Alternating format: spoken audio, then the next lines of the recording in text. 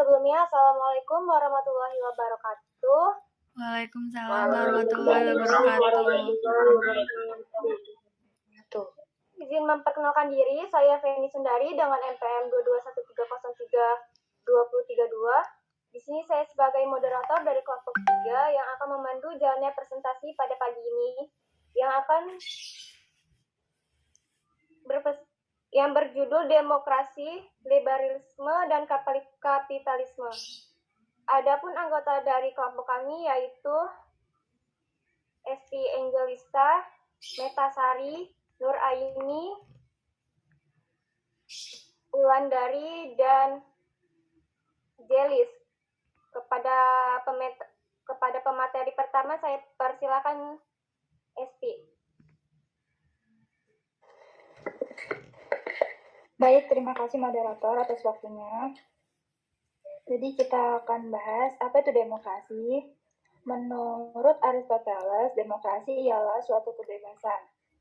Jadi dapat disimpulkan bahwa demokrasi adalah bentuk pemerintahan di mana semua warga negara pihak yang sama dalam pengambilan keputusan. Demokrasi juga mengizinkan setiap warga serta baik secara langsung maupun melalui perwakilan dalam perumusan, pengembangan, dan pembuatan hukum. Indonesia saat ini menerapkan demokrasi Pancasila karena lebih sesuai dengan karakter bangsa Indonesia dengan konsep dasar pemerintahan dari rakyat, oleh rakyat, dan untuk rakyat. Baik, saya kembalikan ke moderator. Baik, terima kasih. Materi yang kedua akan dijelaskan oleh Sally. Baik, di sini saya akan menjelaskan tentang liberalisme. John Locke berpendapat bahwa kebebasan yang menjadi nilai dasar liberalisme dipahami sebagai ketidakhadiran intervensi eksternal dalam aktivitas-aktivitas individu. Kebebasan adalah hak properti privat. Karenanya, pemerintah bersifat terbatas terhadap kehidupan warganya. Untuk itu, harus ada aturan hukum yang jelas dan lengkap dalam menjamin kebebasan sebagai hak properti privat ini.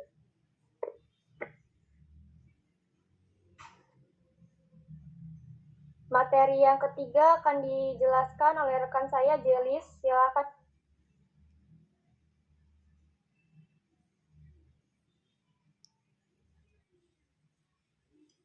Baik, terima kasih moderator. Di sini saya akan menyampaikan mengenai kapitalisme. Kapitalisme adalah salah satu pola pandang manusia dalam segala kegiatan ekonominya. Perkembangan kapitalisme tidak selalu bergerak ke arah positif, tetapi naik turun. Keberadaan kapitalisme ini sebagai suatu bentuk kritik penindasan terhadap masyarakat. Pada saat ini, kapitalisme dapat juga diartikan sebagai sekelompok kaum borjuis atau orang-orang golongan menengah ke atas yang merupakan pemilik modal, yang menguasai roda perekonomian dan politik dengan cara menghendaki kebebasan dalam mekanismenya sendiri untuk mencapai keuntungan sebanyak-banyaknya. Jadi, pada dasarnya keberlangsungan dari sistem ekonomi kapitalisme ini dikendalikan oleh pemilik modal. Artinya, siapa saja bisa melakukan sistem ini selama mereka memiliki modal yang dibutuhkan. Dan negara di sini hanya berperan sebagai pengawas dalam pelaksanaan sistem ekonomi kapitalisme ini. Negara tidak bisa ikut campur dalam urusan untuk mengatur kebijakan terkait. Terima kasih, saya kembalikan kepada moderator.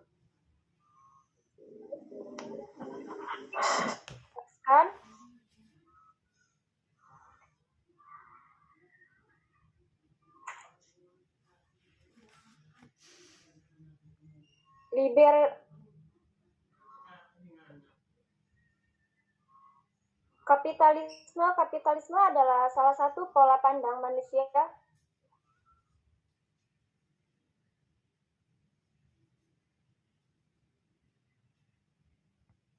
demokrasi dalam teori. Demokrasi tidak merupakan sesuatu yang statis dan dalam abad ke-20, terutama sesudah Perang Dunia Kedua, negara demokrasi telah melepaskan pandangan bahwa para negara hanya berbatas pada pengurus kepentingan bersama.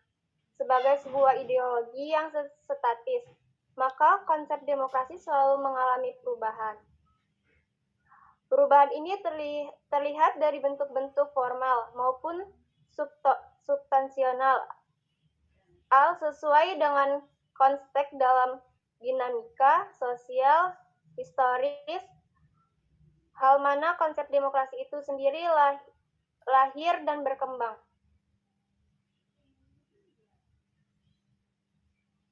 Materi yang kelima akan dijelaskan oleh rekan saya, Fitri. Baik, terima kasih moderator. Saya di sini akan menjelaskan tentang liberalisme klasik. Menurut John Locke, pemerintah juga memiliki fungsi esensial bagi terciptanya suatu alat pertukaran moneter yang memudahkan pengumpulan kekayaan. Liberalisme klasik adalah ideologi yang paling erat kaitannya dengan kapitalisme laissez, yang menegaskan kebijakan dan kemampuan individu dalam kerangka penguasaan ekonomi dan kecerdikan usaha. Kaum liberal juga terlalu percaya pada kekuatan pemerintah, seperti Thomas Paine yang pernah menulis bahwa pemerintah bahkan dalam keadaannya yang terbaik merupakan suatu makhluk jahat yang niscaya.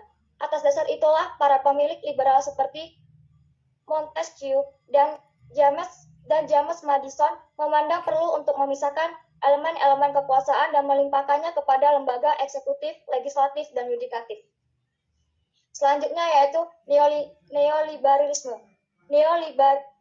Neoliberalisme adalah pecahan ideologi liberalisme yang mendekati kapitalisme, sedangkan yang mendekati sosialisme disebut liberalisme baru atau new liberalism. Beberapa prinsip neoliberalisme, satu yaitu keyakinan bahwa perkembangan ekonomi yang berkelanjutan penting untuk mencapai kemajuan umat manusia. Yang kedua, kepercayaan diri bahwa pasar bebas adalah tempat alokasi sumber daya yang paling efektif. Yang ketiga, penekanan pada peran minimal intervensi negara dalam hubungan sosial dan ekonomi. Dan yang terakhir yaitu komitmennya pada kemerdekaan perdagangan dan permodalan. Terima kasih, saya kembalikan ke moderator.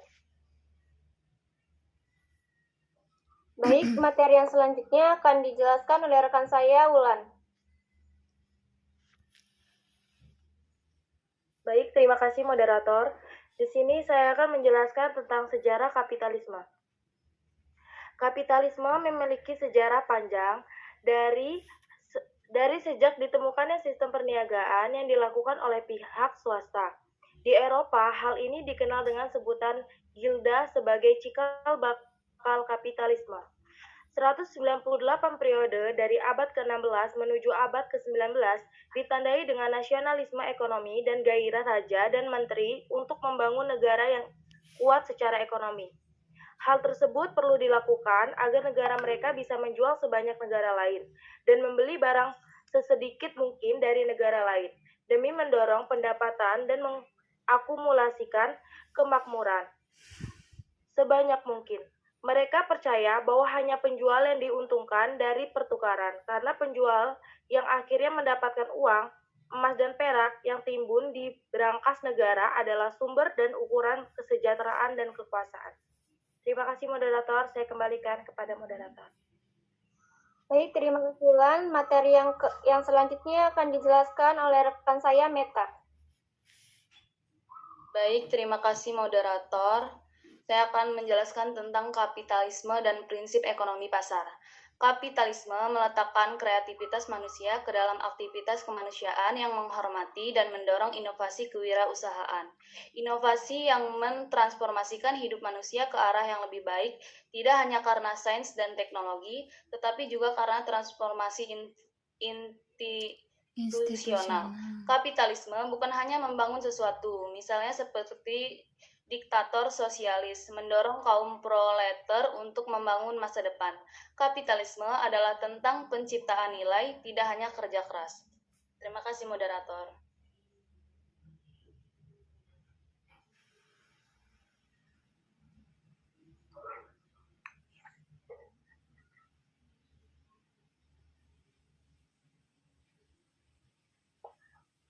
Sekian dari materi yang kami dapat sampaikan. Mungkin bagi teman-teman yang ingin bertanya, kami persilakan. Kami membuka 3 pertanyaan.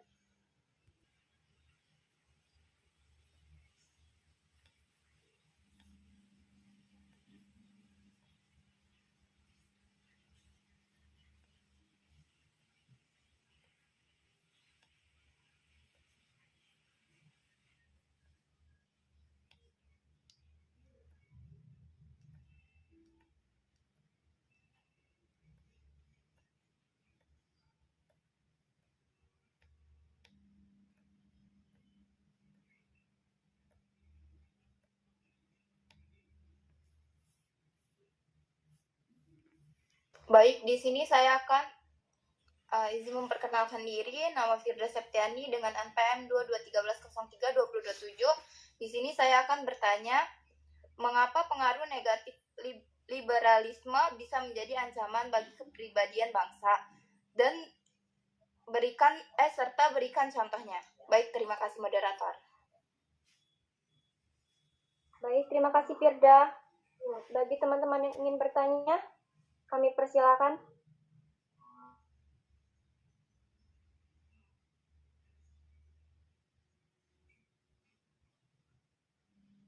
Silakan. Baik, izin memperkenalkan diri, saya Rintan Amelia dengan NPM 2213032030 akan bertanya mengenai kapitalisme. Pertanyaannya, apakah ada hubungan antara kegagalan kapitalisme dengan rentetan krisis ekonomi global? Terima kasih. Baik, terima kasih Rintan.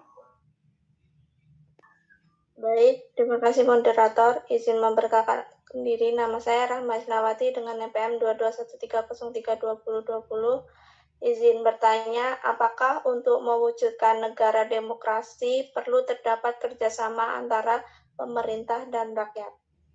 Terima kasih. Baik, terima kasih Rahma. Terima kasih kepada penanya. Beri kami waktu untuk berdiskusi. Kapitalisme bisa menjadi ancaman bagi kepribadian bangsa, dan coba berikan contohnya.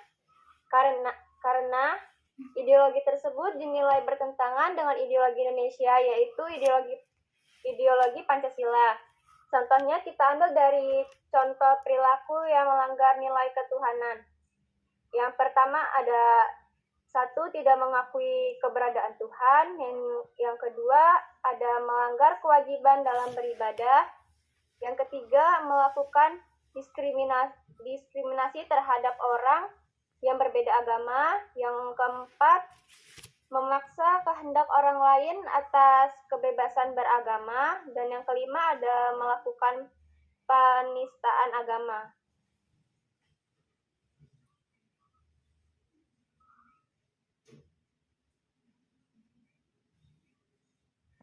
Tadi pertanyaannya salah. Bukan coba berikan contohnya, tapi serta berikan contohnya, bukan coba.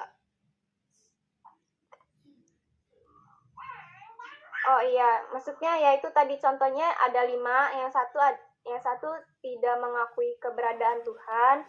Yang kedua, melanggar kewajiban dalam beribadah. Yang ketiga, melakukan diskriminasi terhadap orang yang berbeda agama. Yang keempat, ada memaksa kehendak orang lain atas beragama. Yang kelima, melakukan penistaan agama. Jawaban dari saya.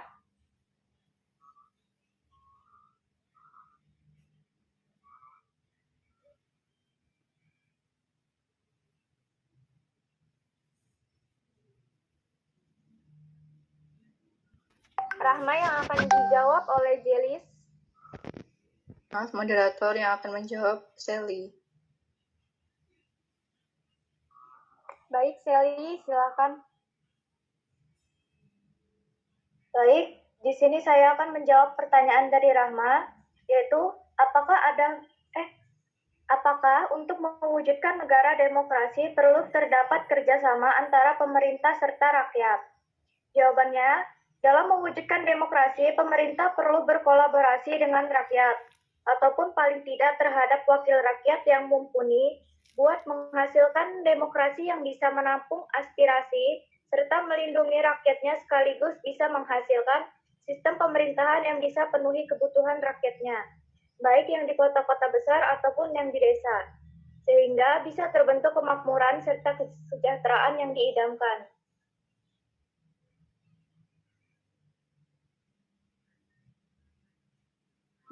Bagaimana dengan Rahma? Apakah jawabannya sudah paham?